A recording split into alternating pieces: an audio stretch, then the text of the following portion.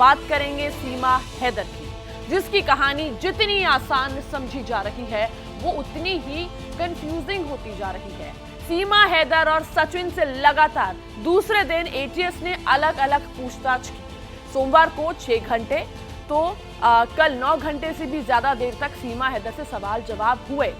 सूत्रों के मुताबिक सीमा से पूछताछ में कई बातें सामने आई है।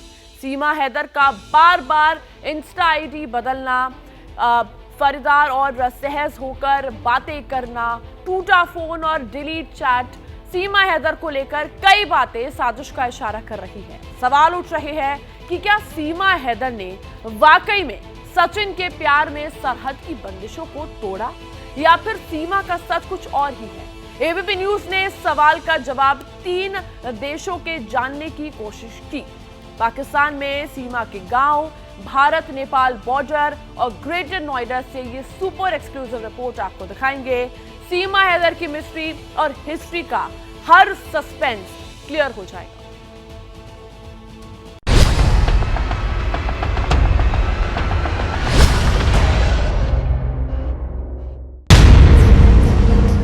खुलेआम मोहब्बत का इजहार, 100% कॉन्फिडेंस। सीमा यहीं जिएगी, यहीं मरेगी। चेहरे पर बेफिक्री और जुबान फर्राटेदार। हिंदू धर्म अपना लिया है। जी सर, अपना लिया बिल्कुल। मैं पूजा भी करती हूँ और उनके साथ पूजा में बैठी हूँ। मैंने आरती भी उतारी माता जी की। सीमा हैदर, वो नाम जो पहेली बन चुका है। क्या सीमा पाकिस्तानी जासूस है या फिर प्रेम दीवानी है? आखिर सीमा हैदर की असली क्या कहानी है? गांव के चौबारों से लेकर महानगरों के आलीशान ड्राइंग रूम तक जिसके चर्चे हैं, जिसके किस्से खत्म नहीं हो रहे, वही सीमा सवालों में क्यों है? ये नेपाल की सरहद है, जो नेपाल से लोग आने जाने वालों के नाम पर चेकिंग के नाम पे खाना पूर्ति की जा रही है। लोग खुलेआम आसानी से आ जा सकते हैं, ना जांच की जा रही है, ना कोई चेकिंग की जा रही है, ना इनसे पहचान पत्र मांगा जा रहा है। सीमा की दुबई और नेपाल वाली कहानी की हकीकत क्या है? पाकिस्तान में सीमा हैदर का सच क्या है? मैं इस वक्त सीमा हैदर के पुश्तानी गांव को डीजी खैरपुर में हूँ, जहाँ पर सीमा हैदर पैदा हुई और पैदाइश से लेकर निकाह तक वो यहीं रही। लेकिन इसमें भी बड़ी साजिश नजर आती है। तो सवाल ये, पाकिस्तान से आई सीमा हैदर का 100% सच क्या है? क्या सीमा को वाकई सचिन की मोहब्बत भारत खींच लाई, या फिर आईएसआई ने सीमा को जासूसी की ट्रेनिंग देकर भेजा है? आज सीमा की हर हकीकत सामने आएगी। सीमा हैदर असल में कौन है? सचिन की मोहब्बत भारत खींच लाई, या फिर जासूस बनकर भारत आई? कराची से दुबई, दुबई से नेपाल और फिर नेपाल से हिंदुस्तान तक का सफर कैसे पार कर लिया? क्यों किसी ने रोका नहीं, टोका नहीं? क्या 4 देशों की सरहद पार करना इतना आसान है? इन सब सवालों का पूरा और प्रामाणिक जवाब मिलेगा, क्योंकि पहली बार सीमा हैदर को लेकर 3 देशों से पड़ताल होगी। शुरुआत पाकिस्तान से करते हैं। जगह कराची, पाकिस्तान। तारीख 18 मई 2023। ठीक 2 महीने पहले की ये तारीख थी। कराची के जिन्ना इंटरनेशनल एयरपोर्ट से फ्लाइट नंबर FZ336 दुबई के लिए उड़ान भरती है। इसी फ्लाइट में सीमा अपने 4 बच्चों के साथ सवार हुई थी। सीमा को मॉडर्न गैजेट की अच्छी जानकारी है। सीमा के पास 4 मोबाइल फोन मिले। पाकिस्तान में सीमा ने एक मोबाइल भारत आने से पहले खरीदा था। इस पर मोबाइल की कीमत 70,000 रुपए और तारीख 8 मई लिखी है। भारत आने के चंद दिन बाद ही गले में भगवा पटका डालना, लिबास में साड़ी पहनना, मांग में सिंदूर और तुलसी को जल चढ़ाना बताता है सीमा को हिंदू संस्कृति की अच्छी खासी जानकारी है। बिल्कुल, मैं पूजा भी करती हूँ और उनके साथ पूजा में बैठी। मैंने आरती भी उतारी माता जी की। इतना ही नहीं, सीमा सिर्फ 5वीं तक पढ़ी है, बावजूद इसके फर्राटेदार अंग्रेजी बोलती है। मैं बिल्कुल जाऊंगी। मैं उनकी बहुत फैन हूँ। मुझे उनकी स्माइल बहुत अच्छी लगती है। मुझे बिलीव है, यकीन है, भरोसा है यहाँ पे मुझे नहीं भेजेंगे। आखिर ये कैसे मुमकिन है? इस सवाल का जवाब पाकिस्तान में सीमा के पैतृक गांव से ही मिल सकता था, और हमने यही किया। पाकिस्तान में एबीपी न्यूज संवाददाता जमीर कराची से सीमा के पैतृक गांव के लिए निकले। मैं खैरपुर में मौजूद हूँ। खैरपुर में सीमा हैदर का जो गांव है जहाँ पे वो पैदा हुई थी, उसका एड्रेस मुझे मालूम हो गया है। अब मैं उस एड्रेस की एक तरफ जा रहा हूँ। ये आप देख सकते हैं मेरे सामने, ये नेशनल हाईवे कहलाता है।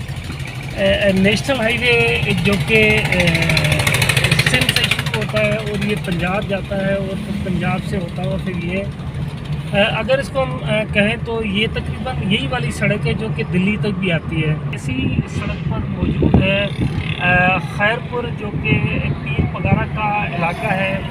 मशहूर शख्सियत है पीर पगारा, जिसके बारे में तमाम लोग जानते हैं। सीमा हैदर का पैतृक गांव पाकिस्तान में सिंध सूबे के जलालाबाद इलाके में पड़ता है। गांव का नाम है खैरपुर, जिसकी कराची से दूरी करीब 600 किलोमीटर है।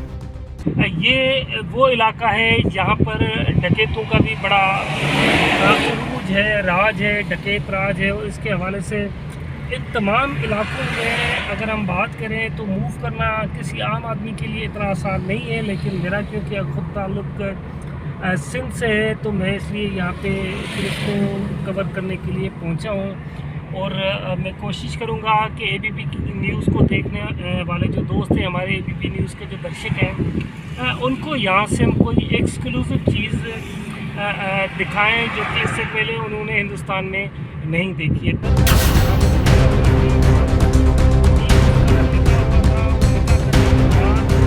कराची से अल सुबह शुरू हुआ सफर दोपहर बाद तक पहुंच चुका था।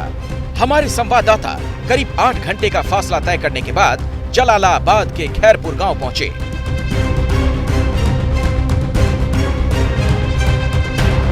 हालात देखकर अंदाजा लगाया जा सकता है पूरा इलाका बेहद पिछड़ा है। टूटे मकान, खंडहर और वीरान रास्ते बता रहे थे तरक्की की राह इस इलाके से कोसों दूर है।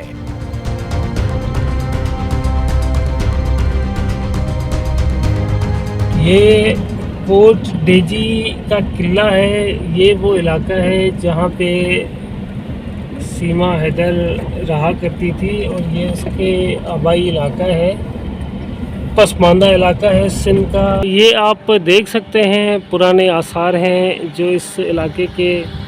ये कुछ नई तामीरात हैं, ये कुछ नए घर हैं। वैसे ये पुराने इलाका है जिसकी तामीरात है। और ये वो इलाका है जो बहुत ही पसमानदा नज़र आ रहा है। और यहाँ से ताल्लुक़ है सीमा हैदर का, जो कि इस वक्त हिंदुस्तान के पास है। पाकिस्तान की इन्हीं धूल भरे रास्तों और वीरानी में सीमा हैदर की लंबी उम्र बीती। इसी गांव में सीमा ने 5वीं तक की पढ़ाई की। वैसे पाकिस्तान पढ़ाई के मामले में जीरो है। ऐसे में सीमा का फर्राटेदार और बिना फंबल के अंग्रेजी बोलना हैरान करता है। पाकिस्तान के जलालाबाद इलाके में इसी गांव से सीमा का निकाह गुलाम हैदर के साथ हुआ था, जिसके बाद वो कराची शिफ्ट हो गई। बताया जाता है सीमा का पति गुलाम हैदर कराची में रिक्शा चलाता था, बाद में काम से दुबई चला गया। ये है सीमा का घर, जो कि पाकिस्तान में रहती थी लेकिन अब वो रहती हैं इंडिया में। कराची में रहने वाली एक लड़की जिसका नाम था सीमा, अब वो मौजूद है इंडिया में। और इंडिया में कहा जा रहा है कि ये पाकिस्तानी जासूस है, लेकिन वो कोई जासूस नहीं है। उसके शौहर का नाम था हैदर, जो कि सऊदी अरबिया में जॉब करता है। सचिन और सीमा आपस में अफेयर चला। सीमा यहाँ से दुबई, वहाँ से नेपाल और फिर इंडिया। इस तरीके से बिना वीजा पासपोर्ट के तारों के नीचे से सीमा रातों रात इंडिया पहुँच गयी। पाकिस्तान में सीमा को लेकर खूब चर्चा हो रही है, लेकिन सवाल ये है बिना वीजा, बिना किसी दस्तावेज के 4 देशों की सरहद पार करने का हौसला सीमा में कहां से आया? जांच एजेंसियां 2 दिन से इन्हीं सवालों का जवाब तलाश रही हैं। सीमा हैदर से यूपीएटीएस की 9 घंटे से ज्यादा की पूछताछ जो है वो खत्म हो चुकी है। और आप देखिए यहाँ तस्वीरों में कि सीमा हैदर जो है वो अब यूपीएटीएस के दफ्तर से जो है वो बाहर निकल रही है। और यूपीएटीएस की टीम जो है वो सीमा हैदर को लेकर के जो है वो सीमा हैदर को से 9 घंटे से ज्यादा की जो है वो पूछताछ की गई है। और अब जो है यूपीएटीएस की टीम जो है वो सीमा हैदर, सचिन और सचिन के पिता को लेकर के जो है वो अब यहाँ यूपीएटीएस के दफ्तर से जो है वो आगे जो है वो निकलते हुए दिखा तस्वीरों में देख रहे होंगे यार आप। यूपी पुलिस, एटीएस और आईबी, सीमा और पाकिस्तानी खुफिया एजेंसी आईएसआई के कनेक्शन की जांच कर रही है। सीमा के फोन कॉल डिटेल, पाकिस्तान से दुबई और वहां से ग्रेटर नोएडा पहुंचने तक की स्टोरी को वेरीफाई किया जा रहा है। सीमा ने खुद बताया, सीमा हैदर पहले कराची से दुबई पहुंची, फिर दुबई से नेपाल की फ्लाइट ली। नेपाल के पोखरा में सीमा ने होटल बुक किया। सचिन भी सीमा से मिलने नेपाल गया था। सचिन पोखरा से पहले लौट आया था। सीमा बच्चों के साथ काठमांडू से बस के जरिए भारत में दाखिल हुई। नेपाल और भारत के बीच बस सर्विस है। कई बसें नेपाल की राजधानी काठमांडू से भी भारत के शहरों तक आती हैं। सीमा ऐसी ही एक बस में बैठकर भारतीय सीमा में दाखिल हो गई। तो सवाल ये, बॉर्डर पर सीमा हैदर से पूछताछ क्यों नहीं हुई? क्या नेपाल से भारत में दाखिल होना इतना आसान है? इन सवालों का जवाब भारत और नेपाल की सरहद से ही मिल सकता है। एबीपी न्यूज संवाददाता ने नेपाल बॉर्डर पर जाकर जायजा लिया। इस वक्त हम मौजूद हैं भारत नेपाल की सरहद रुपए डीहा पे। ये नेपाल की सरहद है जो नेपाल से लोग आने जाने वालों के नाम पर चेकिंग के नाम पे खाना पूर्ति की जा रही है। लोग खुलेआम आसानी से आ जा सकते हैं, ना जांच की जा रही है, ना कोई चेकिंग की जा रही है, ना इनसे पहचान पत्र मांगा जा रहा है। चाहे वो इन्हीं रास्तों से कोई भी आतंकवादी संगठन प्रवेश कर सकता है, चाहे वो सीमा हैदर हों, चाहे और कोई भी संगठन के लोग हों। सुरक्षा एजेंसियों के सामने सबसे बड़ी चिंता की बात यह है कि आखिर सीमा भारत नेपाल बॉर्डर से इतनी आसानी से कैसे दाखिल हो गई, क्योंकि भारत नेपाल बॉर्डर पर सिक्योरिटी का जिम्मा एसएसबी के पास है, जो पूरे नेपाल बॉर्डर पर हर वक्त मुस्तैद रहती है। ऐसे में सवाल ये, सीमा बिना रोक टोक भारत में कैसे दाखिल हो गई? इसके साथ ही जांच एजेंसियां नेपाल के पोखरा और काठमांडू में उन होटलों से भी जानकारी इकट्ठा करने की कोशिश कर रही है। कराची से दुबई और फिर दुबई से नेपाल तक सीमा की फ्लाइट अरेंज करने वाली ट्रेवल एजेंसी का भी पता लगाया जा रहा है। उत्तर प्रदेश में कानून का राज हम मेंटेन करेंगे। किसी को भी गैर कानूनी गतिविधियों में संलिप्त होने का इजाज़त नहीं है। जानकारी मिली है, जांच एजेंसियां जांच कर रही हैं। हर स्थिति में हम पूरी तरह से प्रतिबद्ध हैं कि हम लाइन ऑर्डर को मेंटेन करेंगे। सीमा के फोन कॉल डिटेल, पाकिस्तान से दुबई, फिर काठमांडू और वहां से ग्रेटर नोएडा तक पहुंचने की स्टोरी को वेरीफाई किया जा रहा है।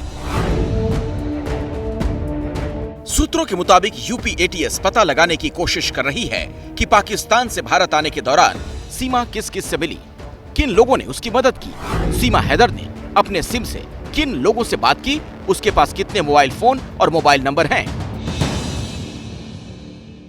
करीब 8:45 बजे के वक्त था जब रबूपुरा गांव में एटीएस के कर्मी पहुंचते हैं और वो एटीएस के जवान जो है सीमा हैदर को वहां से लेके आते हैं और पूछताछ शुरू करते हैं।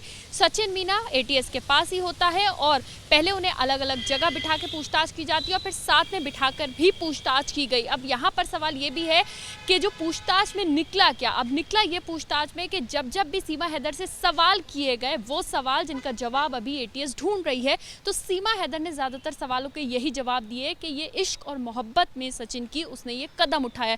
तो यानी कि एक तरह से गुमराह किया जा रहा है, लेकिन एटीएस हर तरह से जांच जो है वो कर रही है। इतना ही नहीं, सीमा बिना किसी ट्रेनिंग के मीडिया से जैसे बात कर रही है और जितनी सहजता से वो सवालों के घेरे में है। खास बात ये, सीमा को भारत आए अभी बमुश्किल 2 हफ्ते हुए हैं। इतने दिनों में ही सीमा बोलचाल में शुद्ध हिंदी और अंग्रेजी शब्दों का इस्तेमाल कर रही है। ताउम्र उर्दू बोलने वाली सीमा अचानक शुद्ध हिंदी बोलने लगती है। सवाल ये, सीमा को भारत के बारे में इतनी जानकारी कैसे है? 2 हफ्ते में ही सीमा शुद्ध हिंदी कैसे बोलने लगी? सीमा को हिंदू संस्कृति के बारे में इतनी जानकारी कहां से मिली? क्या सीमा को ट्रेनिंग देकर तो नहीं भेजा गया? ये सवाल इसलिए क्योंकि देश में जासूस भेजने से पहले उसे वहां के तौर तरीके, भाषा और लहजा पूरी तरीके से सिखाया जाता है। सीमा हैदर के पास से मिले दस्तावेज भी उस पर शक के दायरे को बढ़ा रहे हैं। सीमा की उम्र को लेकर भी गड़बड़ी सामने आई है। सीमा के पहचान पत्र में जन्म तिथि 1 जनवरी 2002 है। इस हिसाब से सीमा हैदर अभी 21 साल की है, लेकिन सीमा अपनी उम्र 27 साल बताती है। ऐसे में साफ है कि या तो सीमा झूठ बोल रही है या उसका पहचान पत्र फर्जी है। सचिन के साथ सीमा इसी गांव में रह रही है और सचिन इसी गांव का रहने वाला है। कौन सी गली है सीमा हैदर की जिसमें लगातार जमावड़ा रहता है, वो ये गली है। ज़रा आप तस्वीरें देखिए, ये गली है वो जिसमें सीमा हैदर रहती हैं और यहाँ पर कई लोगों का हर वक्त जमावड़ा रहता है। जमावड़ा इसलिए क्योंकि लोग जो हैं वो ये देखना चाहते हैं कि आखिर सीमा हैदर कौन है, वो पाकिस्तान से जिस तरह से भारत आई हैं तो उनका आखिर मकसद क्या है। सीमा पार करने वाली सचिन और सीमा के पबजी वाले प्रेम का अंजाम क्या होगा, ये तो आने वाले वक्त में ही पता चलेगा। लेकिन इतना जरूर है कि सीमा का सस्पेंस फिलहाल खत्म होने वाला नहीं।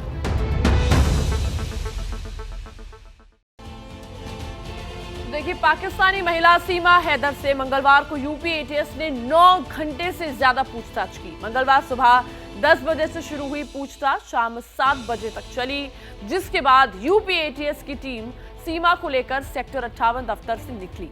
फिलहाल सीमा हैदर ग्रेटर नोएडा के रबूपुरा कोतवाली में है। पाकिस्तानी महिला सीमा हैदर जो कि अपने प्रेमी सचिन से मिलने के लिए अवैध रूप से नेपाल के रास्ते भारत में एंट्री ली थी। यूपी एटीएस ने लगातार दूसरे दिन 9 घंटे से भी ज्यादा देर तक पूछताछ की और इसके बाद एटीएस की टीम जो है वो सीमा हैदर को लेकर के नोएडा सेक्टर 58 के ऑफिस से लेकर के निकल गई और फिलहाल सीमा हैदर को ग्रेटर नोएडा के रबूपुरा थाने में ही जो है वो किसी एक जो है वो सुरक्षित जगह पर रखा गया है ताकि जो है उसे मीडिया की नजरों से जो है वो बचाया जा सके। हम आपको इस वक्त रबूपुरा थाने की तस्वीर दिखा रहे हैं। आपको बता दें कि सीमा हैदर की सच्चाई का पता लगाने के लिए जो खुफिया एजेंसियां हैं वो शुरुआत से ही जो है वो इस कवायद में जुटी हुई हैं। सीमा हैदर जो है वो शुरुआत से ही खुफिया एजेंसियों के रेडार पे हैं और नेपाल में जो है दुबई के रास्ते नेपाल में एंट्री लेती हैं और नेपाल के बाद अवैध तरीके से जो है वो भारत में एंट्री लेती हैं। इसको लेकर के जो है खुफिया एजेंसियों के जो है वो कान खड़े हो गए थे और नेपाल में भी खुफिया एजेंसियां जो है वो जो पता लगा रही हैं कि सीमा हैदर ने नेपाल में कौन कौन से रूट, कौन कौन से होटल्स और सीसीटीवी फुटेज से भी ये जो है वो वेरीफाई किया जा रहा है कि सीमा हैदर जो है वो नेपाल में किन किन लोगों से मिली, किन किन रास्तों पे गई, किन किन जगहों पर जो है वो सीमा हैदर ने रुकी थी। इन सारी इंफॉर्मेशन को, इन सारी जानकारियों को जो है वो लगातार इकट्ठा किया जा रहा है क्योंकि और इस बात का पता लगाया जाने की कोशिश की जा रही है कि क्या सीमा हैदर जो है वो पाकिस्तानी जासूस हो सकती हैं या फिर सीमा हैदर प्रेम में दीवानी थी। आखिर सीमा हैदर की क्या है असली कहानी, इसी बात को लेकर के यूपी एटीएस जो है पिछले 2 दिनों से जो है वो सीमा से 17 घंटे से भी ज्यादा देर तक पूछताछ जो है वो कर चुकी है। सीमा हैदर के अलावा उसके प्रेमी सचिन और उसके पिता नेत्रपाल से भी जो है यूपी एटीएस की टीम जो है वो लगातार पूछताछ कर रही है। कैमरा पर्सन रवीश पांडे के साथ अहमद बिलाल, एबीपी न्यूज, नोएडा। और इसी बीच एक बड़ी खबर आपको बता दें, जांच एजेंसियों के रडार पर सीमा हैदर है और आज भी पूछताछ कर सकती है यूपी एटीएस। मंगलवार को 9 घंटे से ज्यादा पूछताछ हुई थी और अभी तक 2 दिन में 17 घंटे से ज्यादा पूछताछ हो चुकी है। तो देखिए, 2 दिन में 17 घंटे से ज्यादा पूछताछ हो चुकी है। जो सीमा हैदर है वो लगातार एटीएस की रडार पर है, जांच एजेंसी के रडार पर है। सीमा हैदर लगातार ये कोशिश की जा रही है पूछने की कि आखिर सच्चाई है क्या, उसने कैसे जो बॉर्डर्स है वो पार किए और क्या उसके पीछे की जो मनोस्थिति है वो क्या है, आखिर कौन है सीमा हैदर। इसकी जांच पड़ताल में लगातार एटीएस लगा हुआ है। 17 घंटे से ज्यादा पूछताछ हो चुकी है और आज भी पूछताछ होगी। किन सवालों पर ये पूछताछ होगी, क्या जवाब सामने आएंगे, लगातार आपको वो भी हम बताएंगे। पाकिस्तान से नेपाल के रास्ते भारत पहुंची सीमा हैदर को लेकर बॉर्डर के दोनों तरफ बेशुमार चर्चा है। ग्रेटर नोएडा में रह रही सीमा हैदर से कल यूपी एटीएस ने करीब 9 घंटे तक पूछताछ की है। वहीं पाकिस्तान में भी सीमा को लेकर मीडिया में भी अच्छी खासी हलचल है। इस हलचल के लिए एबीपी न्यूज पाकिस्तान की जमीन से आपके लिए सीमा से जुड़ी एक्सक्लूसिव रिपोर्ट लाया है। एबीपी न्यूज रिपोर्टर सीमा के मायके पहुंचे और अतीत से लेकर वर्तमान तक उन तमाम सवालों के जवाब जानने की कोशिश की जो सीमा को लेकर पूछे जा रहे हैं।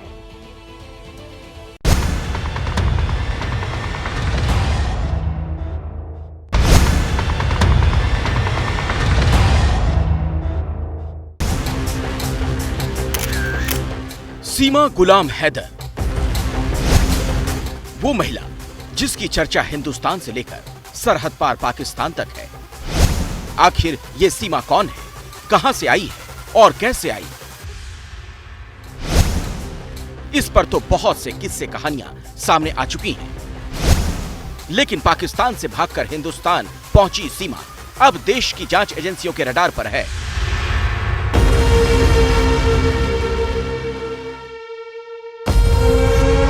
तहकीकात हो रही है कि आखिर सीमा किस इरादे से आई। क्या वाकई उसने मोहब्बत की खातिर अपना घर छोड़ा? क्या वाकई उसने हिंदुस्तानी सचिन की खातिर मजहब और अपना मुल्क छोड़ा? आखिर सीमा की मिस्ट्री क्या है? कहीं सीमा पाकिस्तानी खुफिया एजेंसी आईएसआई की जासूस तो नहीं? कहीं सीमा को किसी साजिश के तहत पाकिस्तानी फौज ने तो नहीं भेजा? ऐसे ही तमाम सवालों के साथ एबीपी न्यूज ने पड़ताल की, वो भी उसी मुल्क में जहां से सीमा आई है। जी हां, आज हम पाकिस्तान सीमा की सरजमी से उसी सीमा की पूरी कुंडली खंगालने जा रहे हैं।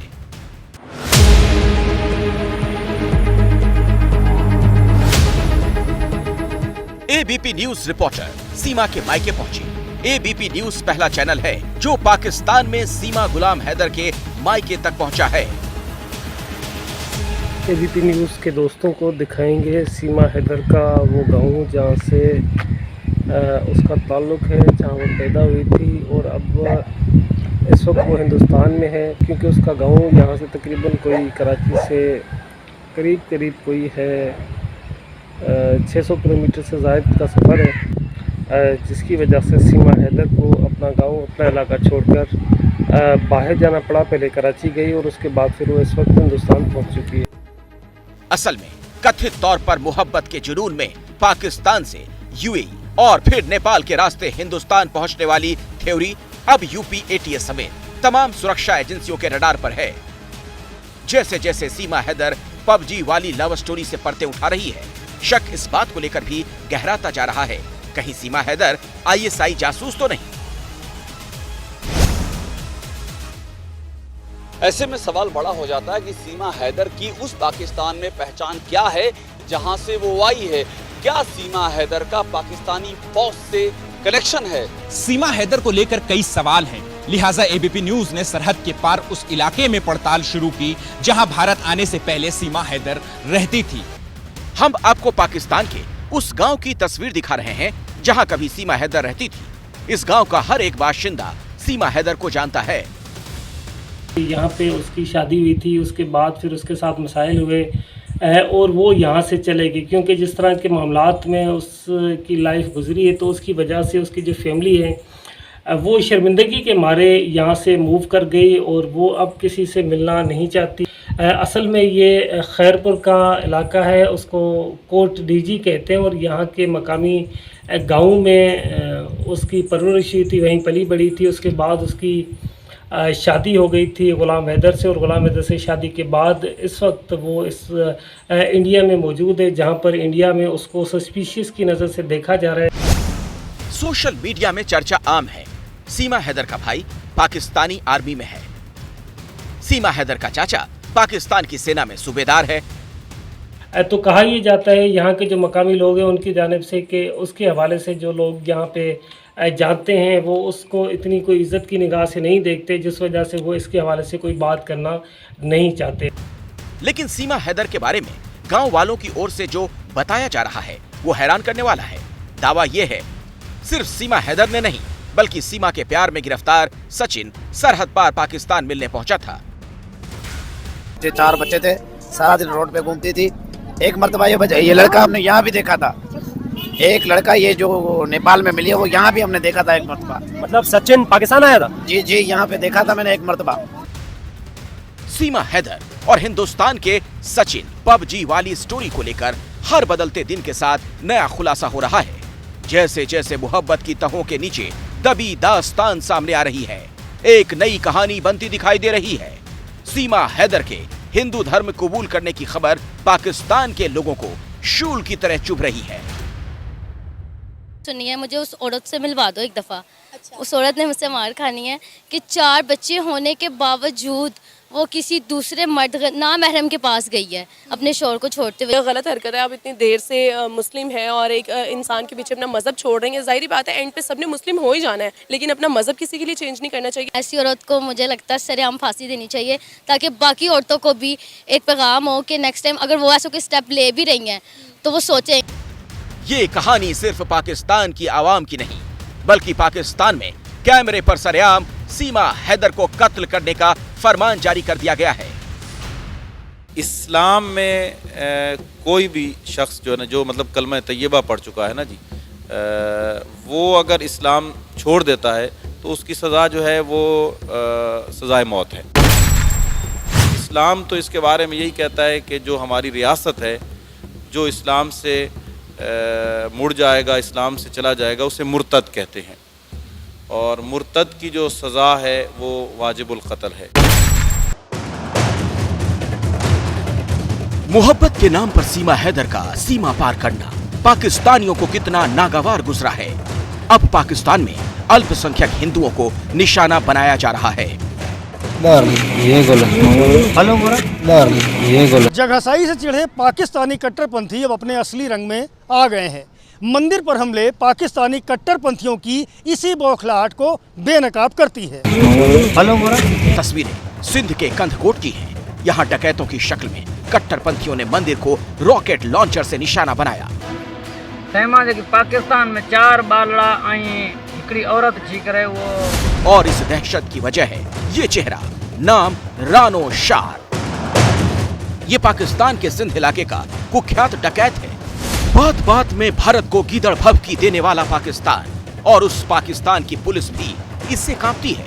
सीमा के हिंदुस्तान आने पर पाकिस्तान में रुदन शुरू हुआ तो इस दुर्दांत डकैत ने भी हिंदुओं को निशाना बनाने का ऐलान कर दिया। जेकरी माई असांजी औरत न मोटी कसम खुदा पाक जी त मंदिर ते वाणियो तां जो हिंदू केड़ो भी गीता जो पुजारी हुंदे नहीं दो बिल्कुल मां तो जेका गोला भी मारिंदुम पुराण वाला बम भी पूरिंदुम। सीमा हैदर की पबजी वाली कथित मोहब्बत का ये वो पहलू है जो अल्पसंख्यक हिंदुओं पर भारी पड़ रहा है, क्योंकि पाकिस्तान में एक बड़ा तबका जो सीमा हैदर को लेकर हिंदुस्तान से उठ रहे सवालों पर चुप है। लेकिन सीमा हैदर के बहाने अल्पसंख्यक हिंदू और हिंदुस्तान के खिलाफ जहर उगल रहा है। हम पाकिस्तानियों का पता क्या साइकी है, हम कहेंगे ना ये पाकिस्तानी प्रोडक्ट है तो हमने इत्मीनाद नहीं करना। अच्छा। इंडियन कहेंगे इत्मीनाद हो जाएगा। कुरान के मुतालिक जिसने कुरान की बेरुमती की है, वैसे इसने हमारे इस्लाम की है। अच्छा। इसके लिए भी वही सजा होनी चाहिए जो उनके लिए। तो कट्टर हिंदू हैं या सिख है ना, वो हमारे सके नहीं है। वो पाकिस्तान को पाताल जाती अपनी इकोनॉमी, बेहिसाब बढ़ती महंगाई की फिक्र नहीं। इन दिनों पाकिस्तान के हर एक गली कूचे और टीवी चैनल पर सीमा हैदर की ही चर्चा है। इस बीच कराची के मालिर कैंट पुलिस स्टेशन में सीमा हैदर के ससुर की ओर से दर्ज कराई गई एफआईआर की कॉपी सामने आई है। एफआईआर की कॉपी के मुताबिक गुमशुदगी की रिपोर्ट 10 मई 2023 को दर्ज कराई गई, जिसमें कहा गया सीमा हैदर ने पड़ोसियों को बताया वो 4 से 5 दिनों में वापस लौट आएगी, लेकिन वो नहीं लौटी। इधर सीमा हैदर के पति गुलाम हैदर ने बच्चों की वापसी की गुहार लगाई है। ये गुहार हिंदुस्तान के प्रधानमंत्री नरेंद्र मोदी से है। मोदी सरकार को हाथ जोड़ के अपील करता हूं कि मेरे बच्चे पता नहीं कौन से गेम, पबजी गेम के जरिए उनको ज़हनी मरीज बनाया गया, और उनको हिंदुस्तान के मीडिया का मैं बहुत शुक्रगुजार हूं कि मुझे तो कोई पता नहीं था मेरे बच्चे किधर हैं। ये भारत मीडिया से मैंने एक क्लिप देखा था। गुजारिश करता हूं, अपील करता हूं कि मेरे बच्चे मेरे हवाले करें, पाकिस्तान के हवाले किए जाएं। पाकिस्तान से धमकी मिली है, पता है मुझे थोड़ा डर भी लगा था, पर अब मुझे डर नहीं है क्योंकि पूरा इंडिया मेरे साथ है। यकीन है, भरोसा है यहाँ पे मुझे नहीं भेजेंगे, क्योंकि मेरे बच्चों का और मेरा वहाँ फ्यूचर नहीं है, हमारा वहाँ एंड ही होगा। अब तक जो जानकारी सामने आई वो बेहद चौंकाने वाली है। शारजा पहले जाती है कराची से, 10 मई की ये तारीख है। कराची से फिर वापस शारजा से फिर नेपाल, दोबारा से वहां पर आती है नेपाल, और नेपाल के बाद जो अगला रास्ता होता है ये देखिए, ये 11 मई की तारीख है। 11 मई 2023 काठमांडू में एक वैन के जरिए पहुंचती है पोखरा, वैन के जरिए पोखरा पहुंचती है, और फिर उसके बाद वो यमुना एक्सप्रेसवे का रुख करती है बस के जरिए। वो बस लेती है और बस के जरिए यमुना एक्सप्रेसवे पर एक जगह पर वो उतरती है, और वहां पर उसे सचिन पिक करता है उसके 4 बच्चों के साथ। सीमा हैदर की यही वो जर्नी है जो अब 2 मुल्कों के दरमियान तपिश पैदा कर रही है।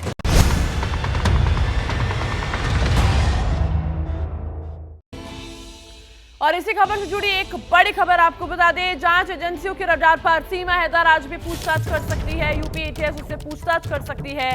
मंगलवार को 9 घंटे से ज्यादा पूछताछ हुई है और 2 दिन में तकरीबन 17 घंटे से ज्यादा पूछताछ हो चुकी है। इस वक्त की बड़ी खबर, मदिहा खान हमारे साथ जुड़ गई इस खबर को लेकर। मदिहा, लगातार टोटल 17 घंटे की पूछताछ ऑलरेडी हो चुकी है और आज भी पूछताछ होगी।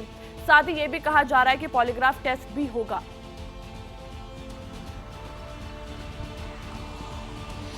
बिल्कुल, सीमा हैदर से लगातार पूछताछ जारी है। वजह यह है क्योंकि जो जांच एजेंसियां हैं उनकी रडार पर इस वक्त सीमा हैदर है, क्योंकि सीमा हैदर वो शख्स है जो कि भारत में दाखिल हुई गैर कानूनी तरीके से। और सबसे बड़ी बात यह है कि परसों उनसे पूछताछ हुई, 10 घंटे की तकरीबन पूछताछ होती है। कल उनसे तकरीबन 8 से 9 घंटे की पूछताछ होती है।